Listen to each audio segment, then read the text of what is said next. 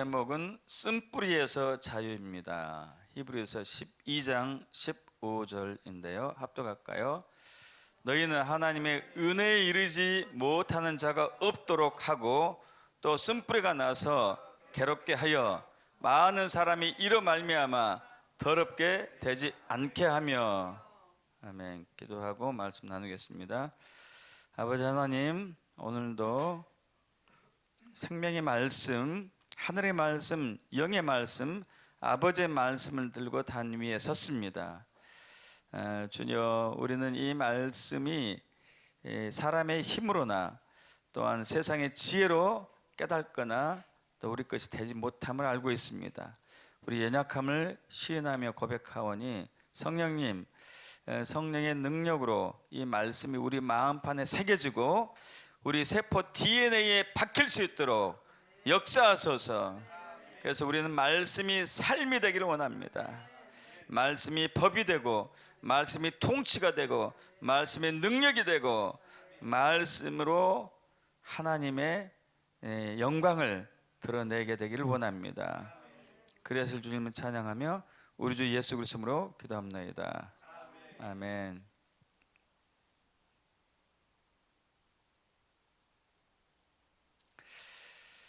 자, 오늘 쓴뿌리에서 자유라는 제목을 가지고 은혜를 나눌 텐데요. 여러분, 우리는 하나님의 은혜의 하나님이심을 알죠. 그게 얼마나 우리에게 큰 은총인지 모르겠습니다. 죄로 말미암아 죽을 수밖에 없는 죽어간 이미 죽은 우리를 살리신 것도 하나님의 은혜요.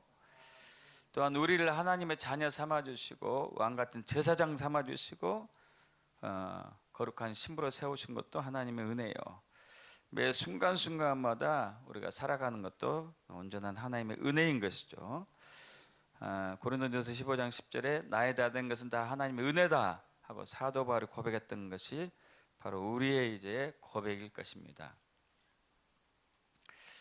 얼마 전에 브루스 할렘 목사님이 말씀 전한 것을 이제 유튜브로 들었는데요. 그분이 특별한 하나님의 은혜를 경험한 것이 있더라고요. 그래서 그 해는 하나님의 은총과 은혜가 임하는 때다 해가지고 은총의 하나님, 은혜의 하나님을 곳곳에 이렇게 이제 글씨를 써놓고 항상 이제 선포하고 그랬었는데 놀라운 일이 벌어졌어요. 한 번은 어떤 분이 와가지고 엄청나게 좋은 집이에요. 엄청나게 좋은 집. 여러분, 그 정문에서 그 집 안까지 가는데 차로 7분 걸려요. 7분. 얼마나 큰지 알겠죠? 엄청나게 좋은 집. 그 집을 주셨어요. 그냥.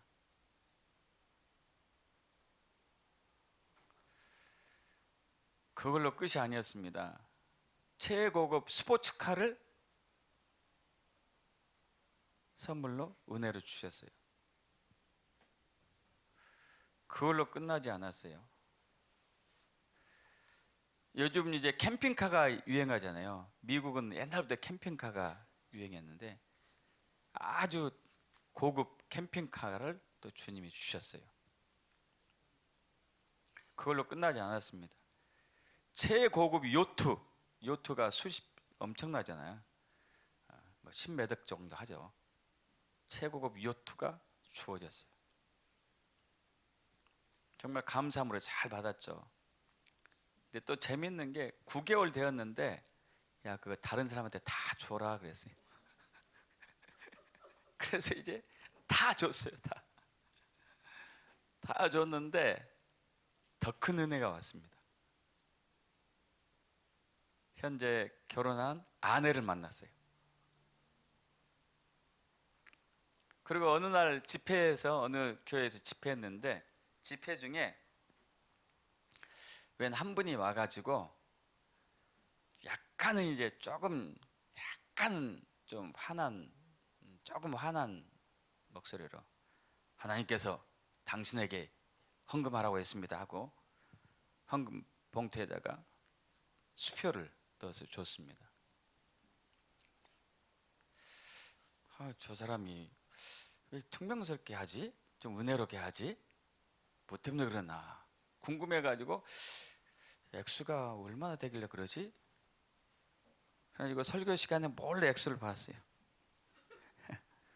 그럼 1,000만 달러, 140억.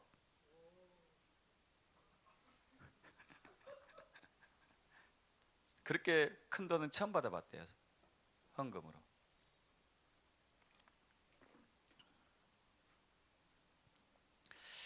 여러분, 하나님은 정말 은혜로우신 분이에요. 아, 그 사람은, 야, 너 브루살렘 목사님에게 돈을 줘. 얼마요? 1,000만 달러. 그 음성을 듣긴 했지만, 여러분, 1,000만 달러 헌금하는 게 쉬워요? 어? 쉽습니까? 여러분, 쉬울 것 같아요? 140억 주는데? 기쁨으로 막 줄 것 같아요? 그래도 퉁명스럽게 하나님이 당신에게 주라고 그랬어요.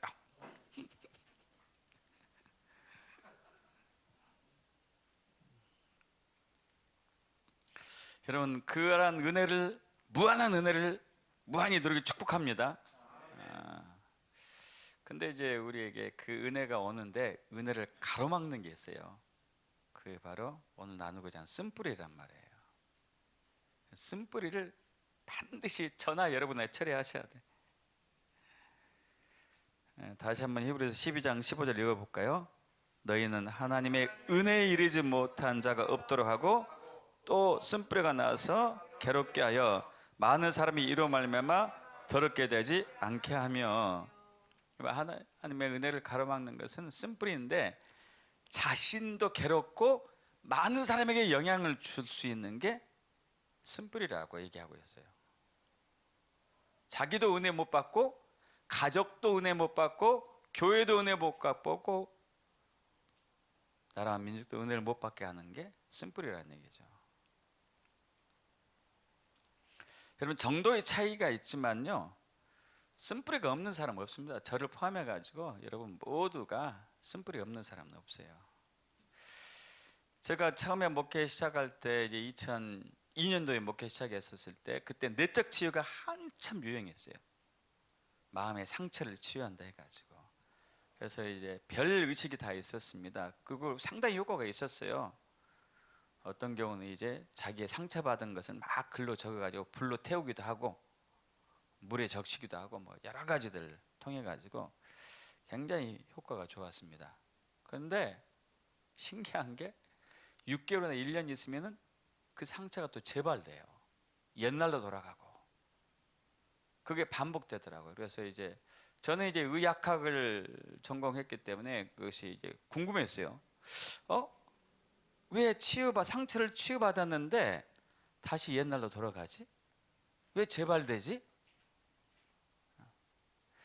그래서 나중에 알게 됐습니다. 아, 쓴뿌리구나. 쓴뿌리.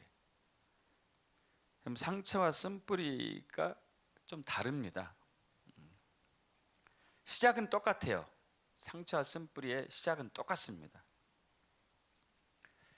누구나 다 상처는 다 받아요. 예수님도 상처받았어요. 그래서 예수님이 상처받은 게 크게 세 가지가 나와요. 사복음서에. 한 번은 세례 요한이 죽었을 때 굉장히 가슴이 통분하고 민망히 여긴다는 표현이 나와요. 또 하나는 나사로가 죽었을 때 굉장히 또 통분히 여기고 민망히 여기는 부분이 나와요. 또 한 번은 가룟 유다가 자기를 판 사실을 알았을 때 미리 알았거든요. 이때 굉장히 가슴을 아파해요. 예수님이 상처받은 거죠. 누구나 다 그러잖아요. 여러분, 사랑하는 가족이 갑자기 아내나 남편이나 부모님이나 자녀가 죽을 때 상처 안 받는 사람이 있습니까? 다 받죠. 또 정말 원하는 이제 합격을 해야 하는 중요한 것이 있는데 그것이 이제 수능고시일 수도 있고 입사일 수도 있고 뭐 어떤 중요한 것이 계속 낙방했을 때 상처받죠. 또 자기의 사업이 실패했을 때도 상처받을 거고, 어떤 사람이 정말 친했던 사람이 자기 돈을 다 떼먹고 도망갔을 때도 상처받을 거고, 다 상처받죠. 상처 없는 사람 누가 있겠어요? 뱃속에서부터 상처받을 수 있는데 우리가 모르는 사이에도 상처는 많이 받을 거예요. 근데 그것이 이제 상처가 단순히 상처로 끝날 수도 있고 아니면 쓴뿌리로 발전할 수도 있어요. 쓴뿌리는 쓴 마음이잖아요. 쓴 마음. 상처를 받았는데, 상처와 쓴뿌리 차이는 상처를 받았어요. 그냥 상처만 있어요. 근데 쓴뿌리는 마음의 고통과 아픔이 죄로 연결되는 거예요. 내가 이렇게 아픈 것은 그놈 때문이야. 내가 이렇게 힘든 것은 그 사람 때문이야. 누구 때문이야 하면서 그 사람을 원망하고 불평하고 탓하고 미워하고 증오할 때는 이건 쓴뿌리예요. 상처와 달라요. 다시 얘기해서 상처는 우리가 여기 이제 뭐 칼질하다가 상처가 날 수 있잖아요. 손에 칼로 베일 수도 있어요. 이건 상처죠. 그러나 쓴뿌리는 상처난 부위에 세균이 감염된 것이거든요. 그리고 이때는 달라요. 치료가. 그죠? 단순한 상처하고 쓴뿌리는 치유가 달라요. 세균이 감염된 케이스는. 그래서 이것을 알게 되었어요. 아, 쓴뿌리구나 이게. 상처와 달리 치료해야 되겠구나. 상처만 치료하면 안 되더라고요. 쓴뿌리는 죄와 연결되기 때문에 죄를 해결해야 되는 것이죠. 그래서 내적 치유가 오래 가지 못했던, 한때 유행하고 말았던 이유는 쓴뿌리를 해결하지 않고 그냥 위로해주고 그냥 격려해주고 그냥 사랑해주고 겉만 나은 거죠. 겉만. 저도 이제 한 분이 대표적으로 기억나는데, 그분은 정말 자기 상처를 많이 얘기해요. 내가 어렸을 때 이렇게 엄마한테 많이 학대를 받았다. 나를 위로해달라. 그래서 한 사람마다 이제 저희 부부가 3년인가 4년 하다가 지쳤어요. 끝없이 욕을 하더라고. 끝없이. 와. 그래서 이제 안 되겠구나. 저분은 쓴뿌리가 있구나. 쓴뿌리를 처리하도록 고민해야 되겠다. 이제 그 얘기하면 튕겨내는 거예요. 이제 튕겨내더라고. 그럼 저희가 손을 놓고 있으니까 새로 오신 분이 섬기는 거예요.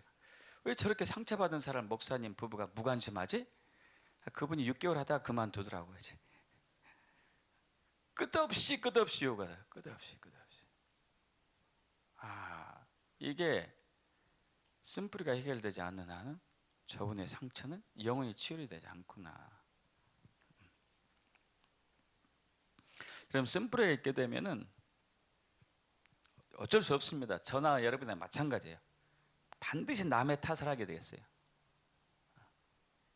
어떤 일이 터지면은, 어떤 불편한 마음이 생기면은 남의 탓을 할 수밖에 없습니다. 그래서 남의 탓일 수도 있고 아닐 수도 있고, 그건 생각에 따라 다른 것인데, 대표적으로 창세기에서 아담과 하와가 범죄했을 때 하나님께서 아담에게 물어요. 먼저, 야, 너 왜 내가 먹지 말라 한 선악을 알게 하는 나무 열매를 먹었냐? 그때 뭐라고 그랬죠? 응? 하나님께서 주셔서 나와 함께 하게 한 여자가 나무 열매를 나한테 줬기 때문에 어쩔 수 없이 먹었나이다. 여자에게 또 묻죠. 너는 왜 그렇게 했냐? 이렇게 뱀이 꼬드겨 가지고 어쩔 수 없이 먹었나이다. 어쩔 수 없습니다. 저와 여러분은 다 그래요. 다. 내가 이렇게 된 것은, 내가 이렇게 기죽어 사는 것은, 이런 얘기를, 대화를 많이 하죠. 그리고서 이게 불평과 원망으로 넘어가겠죠. 불평과 원망으로.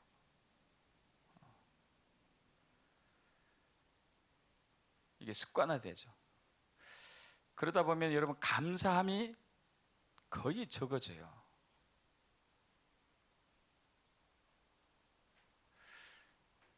여러분은 감사하는 단어를 하루에 몇 번 사용하시고 계세요? 감사합니다. 감사합니다. 감사합니다.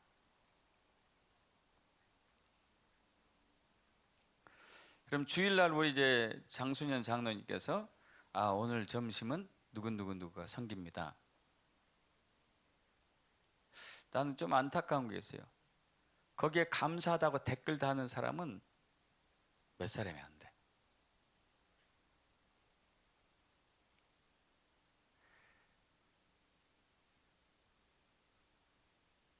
여러분, 저는 감히 얘기해요. 여러분 안에 쓴뿌리 있어요.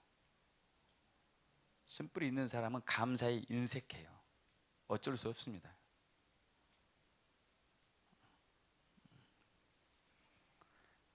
그러다 보면 시기 질투하겠죠. 후역 험담하고. 후역 험담하죠. 시기 질투하죠.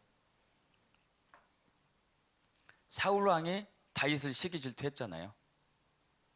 골리앗을 죽인 다윗이 등장하니까 사람들이 사울은 천천히요, 다윗은 만만이다. 사울이 죽인 적군은 1000 곱하기 1000 뭐 이런 식이면 다윗은 10,000 곱하기 10,000, 100배나 더 죽였다는 얘기죠. 사울이 시기가 나기 시작하면서 그때부터 다윗을 죽이려고 시작하고, 그 마음을 품으니까 악령이 또 들어와요. 두통을 앓게 되죠. 만성 두통. 그래서 교만하고 오만하죠. 분노, 울화. 여러분, 한국 사람이 유일하게 세계에서 없는 병 가지고 하나 있는 게 있어요. 우라병, 화병.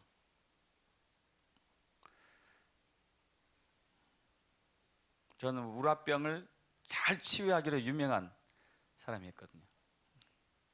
제가 이 원리를 알았기 때문에. 분노, 화가 나는 거, 화가. 속에서 그런 누가 나를 건들기만 해봐. 난 폭발해버리고 말 거야. 이런 것들은 불신과 불순종으로 가요. 자기 마음대로 하려고 그러고. 그러다 보니까 뭐 가난할 수밖에 없겠죠. 병 걸리면 잘 낫지도 않겠고, 각종 중독에 빠지기 쉽고요.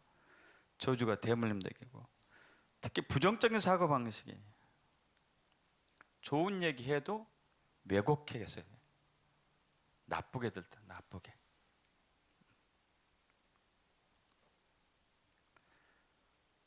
저번 교회에 있었을 때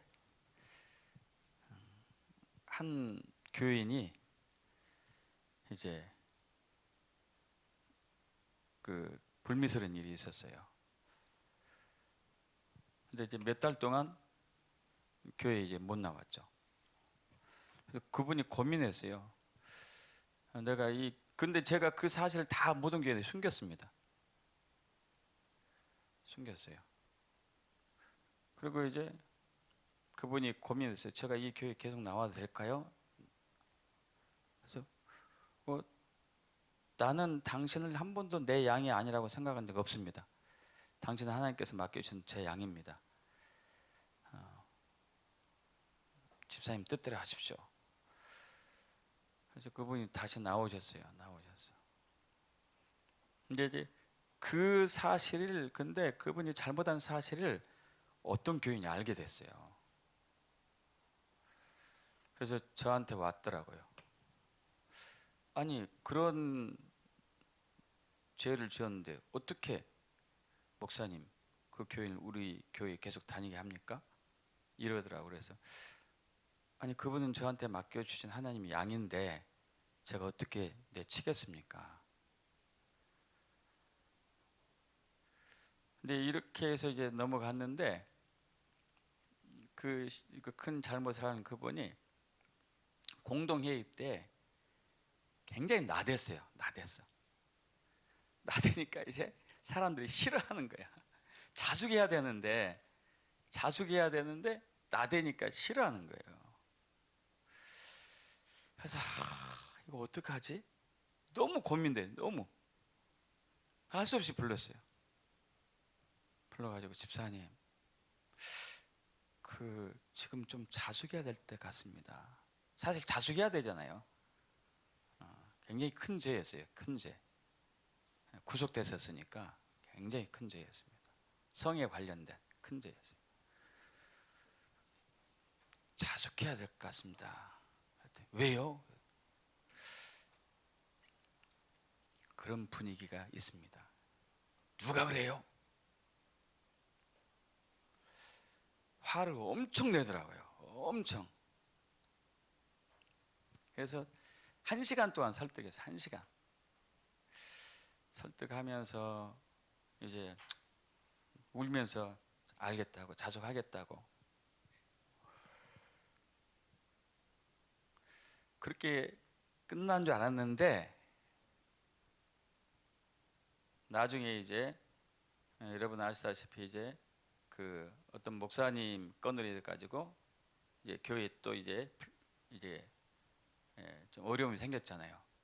근데 너무 신기하죠? 그분이 제일 앞장서 버리더라고. 그쪽에서 좋은 쪽으로 앞장서면 좋은데 나쁜 쪽으로.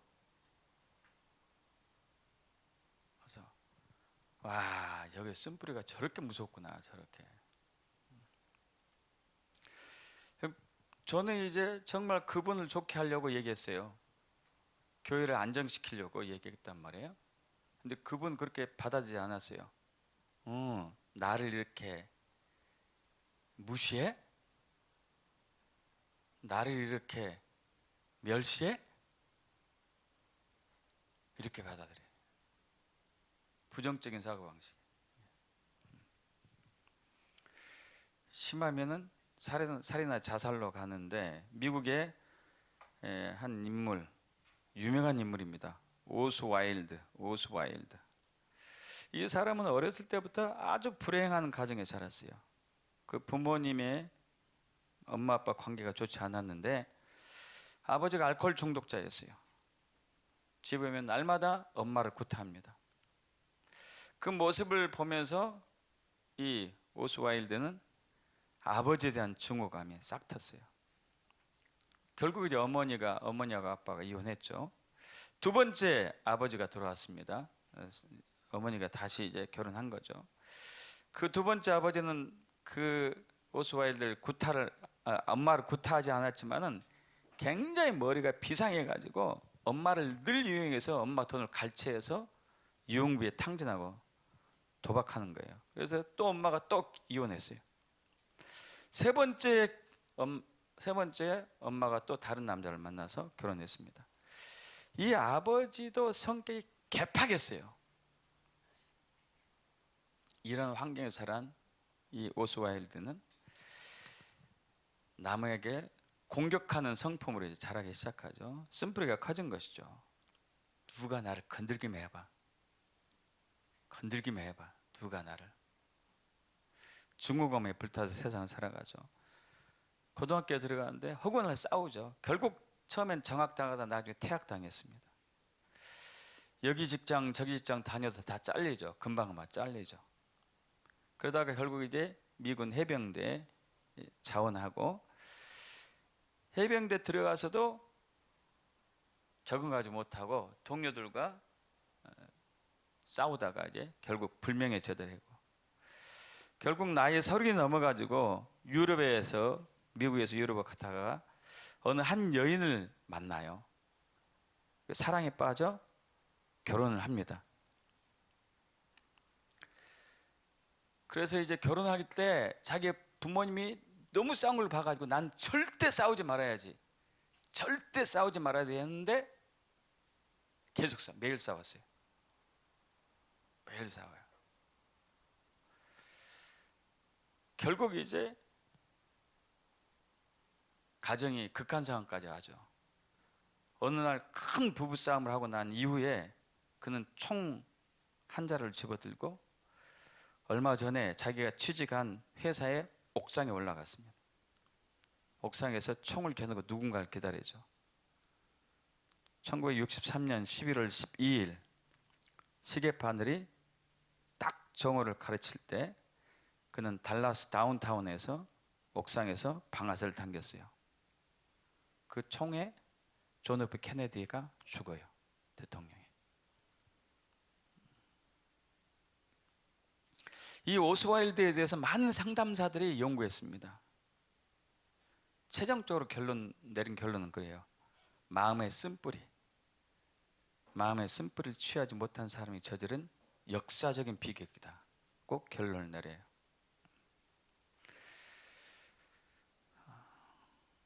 저와 여러분이 쓴뿌리가 있는지 없는지 어떻게 할까요?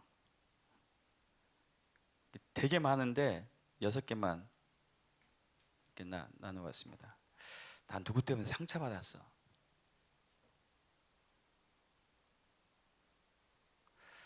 또 남의 탓이다. 내 운명이 이렇게 힘든 것은 남의 탓이다고 원망하고 불평하는 거. 누구에 대해서 섭섭한 마음을 갖고 있는 사람. 또 그 대상자를 보면 무관심하고 무시해버리고 시기 질투가 자주 올라오고 남과 섞이기 싫어하는 것. 이외에도 많겠죠. 뭐 필요 이상으로 남에게 잘 보이려고 한다든가. 여러분, 쓴뿌리는 반드시 해결돼야 돼요.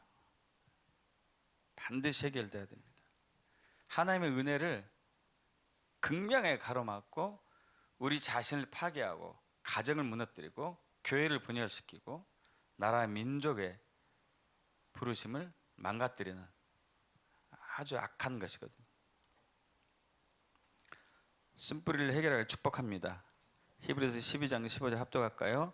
너희는 하나님의 은혜에 이르지 못한 자가 없도록 하고 또 쓴뿌리가 나서 괴롭게 하여 많은 사람이 이로 말미암아 더럽게 되지 않게 하며.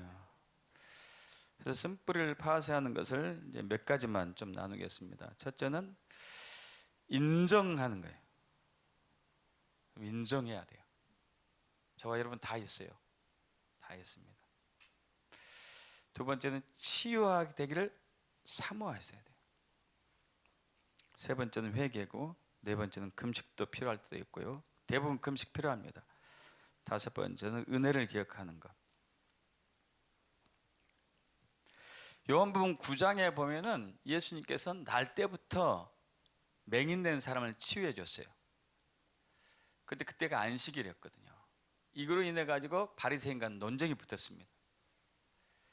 처음에 예수님과 논쟁이 붙은 것은 아니고 바리새인하고 이제 맹인하고 논쟁이 붙었어요. 그래서 야, 너를 낫게 한 사람이 누구냐? 그때 맹인이니까 누군지 모르잖아요. 누군지 모르죠. 누군지 모르지 어떻게 낫게 했습니다. 너 근데 진짜 날 때부터 소경이었어? 왜냐하면 바리새인들 그 당시 종교 지도자들은요, 날 때부터 소경인 사람은 천형적인 천벌을 받았기 때문에 영원한 죄인이고 절대 구원받을 수 없고 절대 눈을 뜰 수가 없다고 믿었어요. 근데 눈을 떠버린 거예요. 그게 자기들은 논리가 안 맞는 거죠. 그래서 부모님을 불렀어요. 아버지를. 날 때부터 소경이었느냐? 맞습니다. 어떻게 눈을 떴느냐? 그러니까 예수님이 떴다는 얘기는 뭘 안 해요. 나도 모르겠습니다. 성인이 됐으니까 물어보시오. 그러다가 이제 예수님을 만나게 되죠.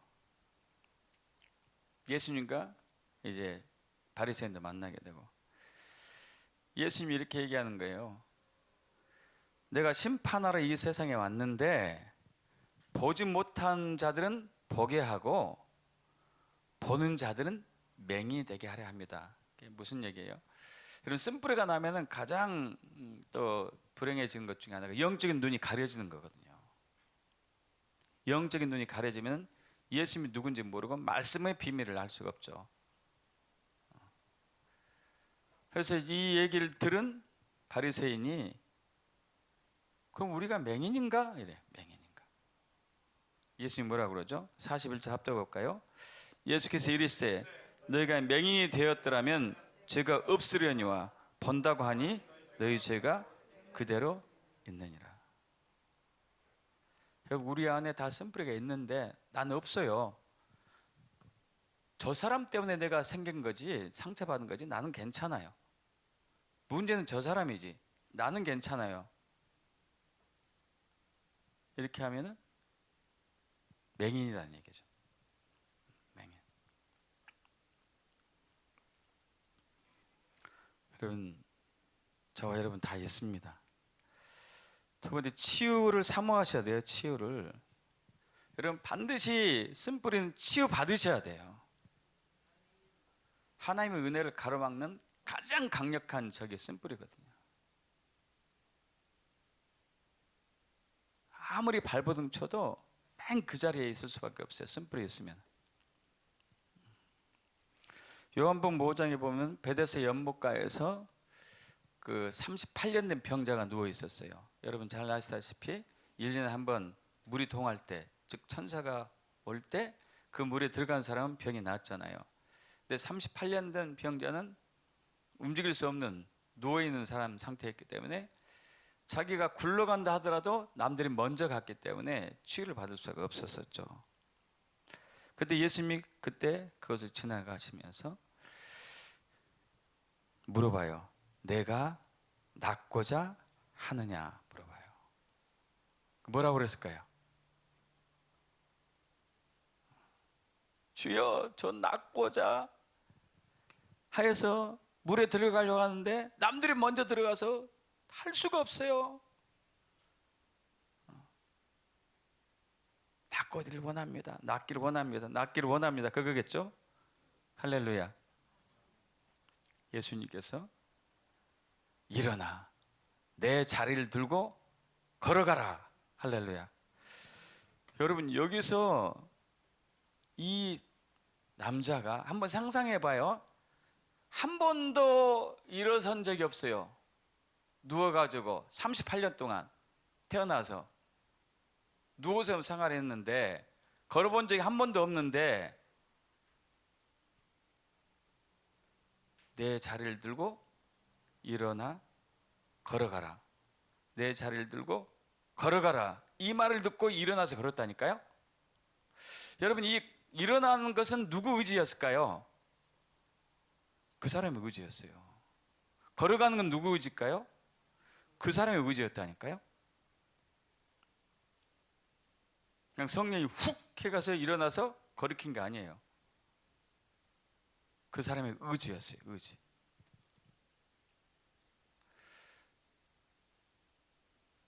여러분, 제가 상처와 쓴뿌리에 대해서 오래전부터 강의를 했었습니다. 세미나도 하고. 근데 적극적으로 낫기를 갈망하는 사람을 많이 찾지는 못했어요. 적극적으로 낫기를 갈망하는 사람들. 그러려니 하고 살아가요. 그러려니. 여러분, 아닙니다. 적극적으로 낫기를 갈망하셔야 돼요.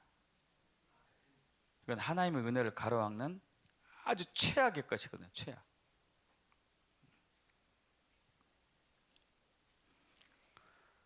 회개가 필요하죠. 회개가.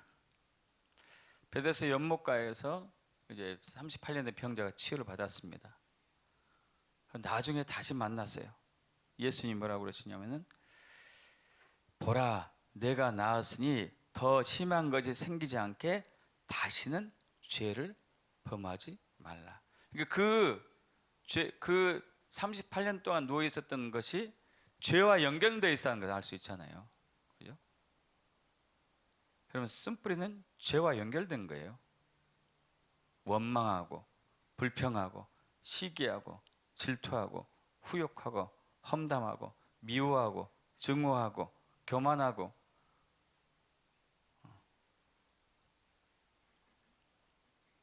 이거 회개하셔야 되거든요. 회개.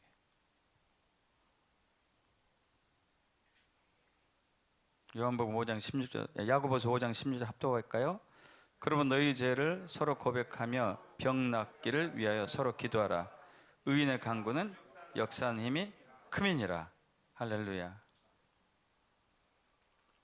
때로는 금식이 필요합니다. 마태복음 17장 21절에 이게 이제 개역 한글 개역 개정판은 없지만은 이제 킹제임스 버전은 있죠. 그 마태복음 17장에서는 어린 아이가 간질병에 걸렸죠. 벙어리 되고 말 못하는 벙어리, 그 간질병 걸린 아이. 이 아이를 고쳐주는 데 있어서 제자들은 고치지 못했습니다. 예수님이 고쳤죠. 제자들이 나중에 와서 물어요. 왜 우리는 못 고쳤습니까? 자, 이런 종류는 기도와 금식을 통하지 않고는 나가지 않는다. 여러분, 상처와 쓴뿌리가 고착화되고 고착화되면요, 견고한 진이 돼가지고 웬만한 회개는 안 나가더라고요. 때로는 금식이 필요해요. 금식. 저번 주에 우리 이제 기부나 사모님 오셔가지고 그 큰아들 동훈이 간증했잖아요. 기억나시죠? 동훈이가 정말 미국의 약학대학을 졸업하고 지금 석사 과정에 들어갔는데 최근에 모든 일들이 이렇게 얽히고 설키고 실패하고 안 되고 그러다가 이제 그 두 여동생이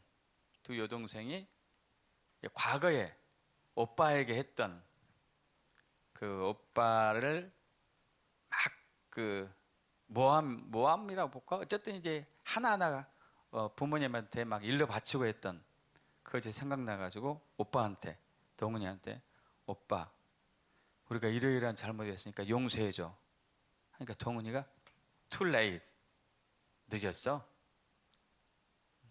뭐가 있다는 얘기야? 마음에 쓴뿌리가 있다는 얘기죠. 쓴뿌리가 있으니까 일이 꼬이는 거예요. 넘어져서 휴대폰이 깨지고 노트북이 날아가 버리고 재정적으로도 또 시험을 응시했는데 계속 낙방하고 그 머리 좋은 애가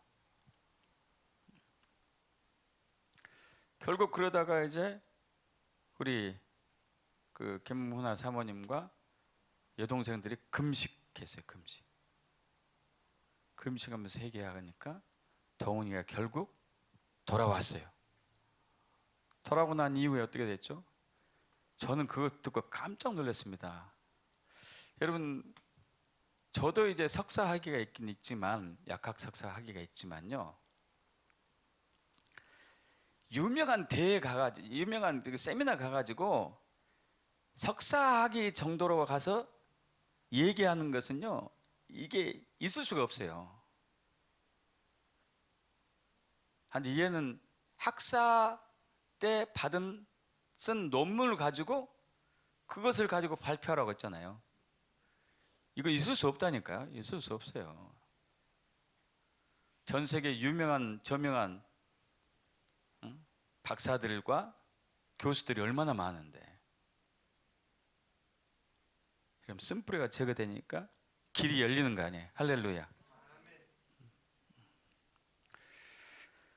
마지막으로는 받은 은혜를 이제 생각해야 되겠죠. 받은 은혜를. 여러분 잘 아시다시피 마태복음 18장 하반부에 보면은 10,000달란트 빚진 자를 용서해 빚을 탕감해 준 주인이 있었었고 그 10,000달란트 탕감을 받은 사람이 100데나리온 아주 가벼운 것을 이제 해결해 주지 않았죠.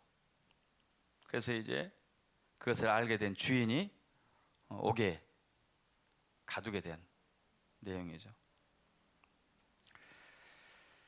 오래전 그 워싱턴 DC 어느 신문에 한 여인의 기사가 실렸습니다. 꽤 오래된 얘기예요. 이 여인의 이름은 레티 그랜트 이름이에요. 여러분 이 여인이 전신마비 장애였어요. 이 여인도 전신마비 장애. 죽지 못해 살고 있는 그녀가 할 수 있는 일은 오직 말하는 것하고 듣는 것뿐이었어요. 자살도 생각했지만은 어린 딸이 있었대요. 태어나면서 전신마비는 아니었고 아마 사고가 있었던 모양이에요. 유일하게 움직일 수 있는 것은 발가락 하나예요. 발가락 하나. 그리고 말은 해요. 듣긴 하고. 이 발가락으로 전화국에 전화를 걸었습니다. 자신을 전화국에 교환수로 취직시켜 줄 것을 요청했어요. 그리고 이 여인은 16년 동안 일했어요. 그걸로 이제 딸을 대학 보내고 졸업시킬 수 있었습니다. 16년 동안 일하고 은퇴했죠. 은퇴할 때 신문기자들이 왔어요. 특이하잖아요. 기자들에게 둘러싸인 그녀가 고백을 합니다. 나의 하나님, 참 좋으신 나의 하나님.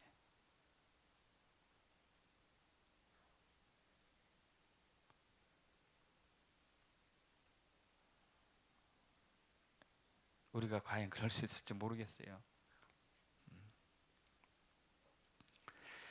남들이 볼 때는 자신의 운명을 저주하거나 이렇게 다치게 한 사람은 원망할 수밖에 없고 절망할 수밖에 없는 이 여인의 입에서 어떻게 이런 고백이 나올까요? 나의 하나님, 참 좋으신 나의 하나님. 미국의 뉴욕 재활병원 하고 또 한국의 실로암 안과병원에 가셔서 보신 분들이 있나 몰라요. 환자의 기도문이 있습니다. 한번 우리 천천히 읽어볼까요? 큰 일을 이루기 위해 힘을 주십사 기도했더니 겸손함을 배우라고 연약함을 주셨습니다.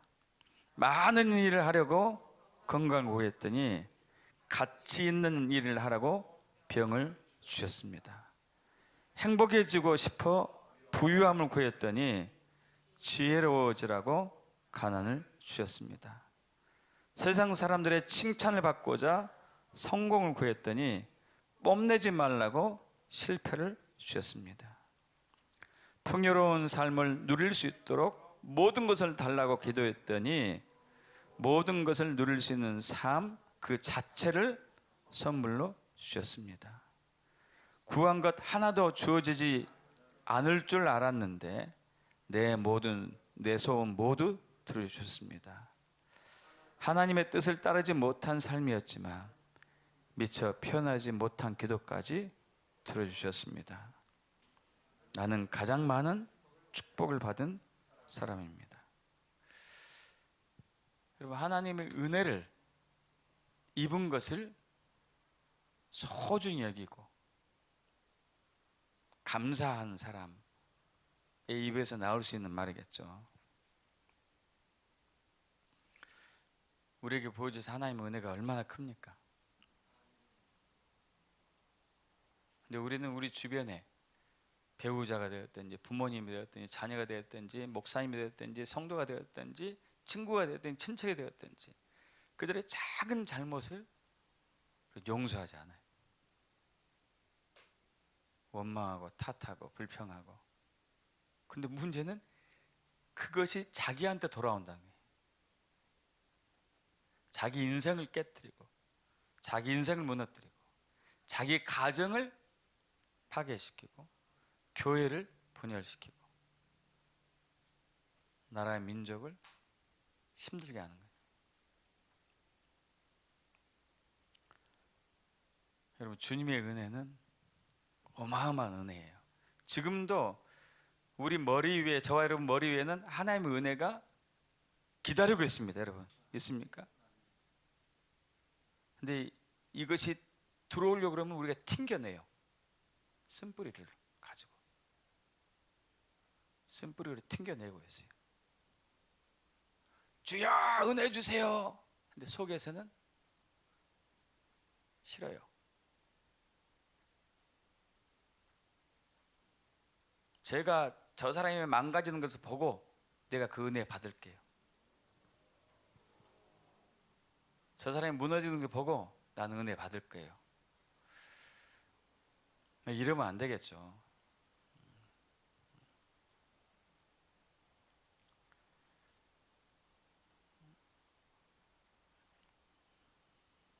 작은 일에도 감사해야 되겠죠. 이제 여러분 받은 은혜를 생각하시고 여러분 주변에 불편한 관계에 있는 사람들을 용서해 주십시오. 그 사람을 축복해 주세요. 그 사람을 사랑하시고 그 사람을 존중하시고 그 사람을 주신 주님께 감사하시고 그래서 쓴뿌리를 해결하셔요. 어마어마한 은혜가 기다리고 있습니다. 그 은혜를 받기를 축복합니다. 아멘. 다 같이 일어나실까요?